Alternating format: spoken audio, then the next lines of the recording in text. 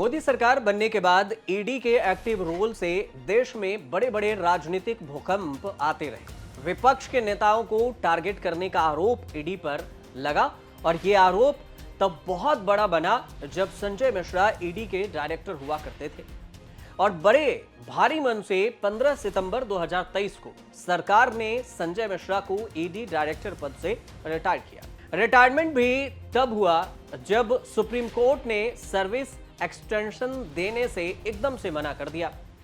Retirement के बाद करीब 1.5 साल से संजय मिश्रा चर्चा में नहीं थे और कहीं किसी रोल में भी रहे भी नहीं। अचानक चर्चा में आए हैं क्योंकि सरकार ने दिया है उनको बड़ा प्रमोशन। प्रधानमंत्री आर्थिक सलाहकार परिषद EAC पीएम को आर्थिक मामलों में सलाह देने का काम करती है। पॉलिसी मेकिंग, बजट सजेशन, आर्थिक योजनाओं के समीक्षा जैसे काम करने वाले स्वतंत्र संस्था है जिसके अध्यक्ष सुमन बेरी और इसी प्रधानमंत्री आर्थिक सलाहकार परिषद में ईडी से रिटायर्ड संजय मिश्रा की पोस्टिंग हुई है।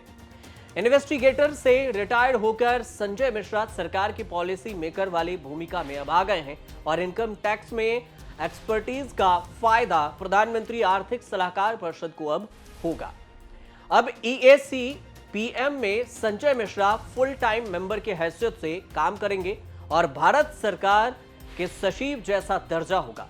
पीएम मोदी ने नियुक्ति को मंजूरी भी दे दी है। कैबिनेट सेक्रेटरीट नोटिफिकेशन निकाला और सोशल मीडिया पर नई पोस्टिंग को लेकर भी खूब चर्चा हो रही है। संजय मिश्रा सरकार में प्रिय थे और ये तब पता चला जब उनका रिटायरमेंट नजदीक आया। सरकार रिटायर करना नहीं चाहती थी और सरकार ने तीन बार सर्विस एक्सटेंशन दिया। तब विपक्ष में कई नेताओं ने सुप्रीम कोर्ट में याचिकाएं लगाकर संजय मिश्रा को एक्सटेंशन देने का विरोध किया। साल 2021 की बात है। साल 2021 में सुप्रीम कोर्ट ने आदेश दिया था कि संजय कुमार मिश्रा को नवंबर 2022 से आगे एक्सटेंशन नहीं दिया जा सकता।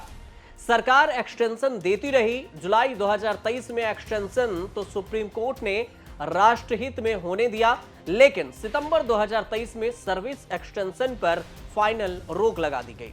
संजय मिश्रा को रिटायर होना पड़ा और उनके जगह पर राहुल नवीन ईडी के डायरेक्टर बने। लखनऊ के मिडिल क्लास परिवार के संजय मिश्रा 1984 बैच के IAS ऑफिसर रहे।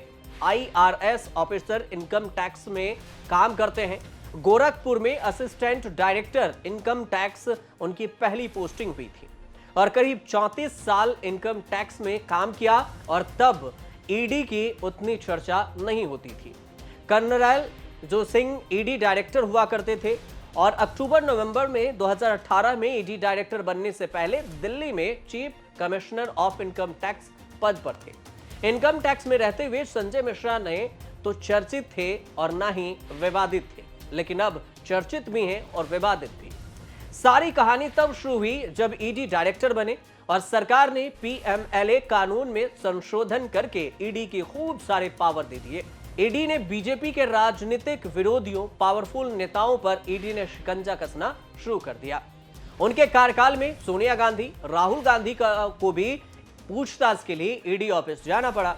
अब सीएम रहते अरविंद केजरीवाल हों, हेमंत सोरेन हों, डेप्यूटी सीएम मनीष सिसोदिया हों या फिर कई सारे सांसद, मंत्री गिरफ्तार करके जेल भेज दिए गए। अब NDTV की एक रिपोर्ट है और इस रिपोर्ट के मुताबिक उनके करीब 5 साल के कार्यकाल में ईडी ने करीब 4000 केस दर्ज किए, 3000 सर्च ऑपरेशन चलाए और ईडी जांच में फंसकर जेल जाने वाले ज्यादातर बड़े नेता सुप्रीम कोर्ट से जमानत पर छूट गए।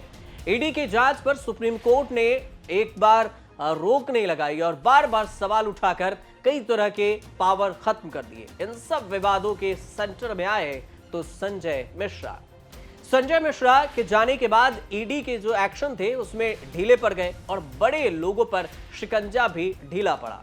लेकिन ईडी के अतीत की चर्चा से आज भी विवाद होता है और इसी संसद सत्र में 18 मार्च को वित्त राज्य मंत्री पंकज चौधरी ने संसद में डेटा रखा कि पिछले 10 साल में मौजूदा और पूर्व सांसद, विधायकों, नेताओं के खिलाफ कुल 193 मामले दर्ज किए गए, लेकिन दोष सिद्धि सिर्फ 2 केस में हुई। झारखंड के पूर्व मंत्री एनोस एक्का और हरि नारायण राय ऐसे दो नेता हैं जिन्हें अप्रैल 2015 और फरवरी 2025 के बीच में ईडी ने केस दर्ज के बीच में दोषी ठहराया गया। ईडी के केस में इन्हें दोषी ठहराया गया। लेकिन अब संजय मिश्रा फिर से फोकस में हैं और फिर से चर्चा में। आपको ये रिपोर्ट कैसे लगे हमें कमेंट कर जरूर बताइएगा और आप देखते रहिए हमारे साथ न्यूज़ तक।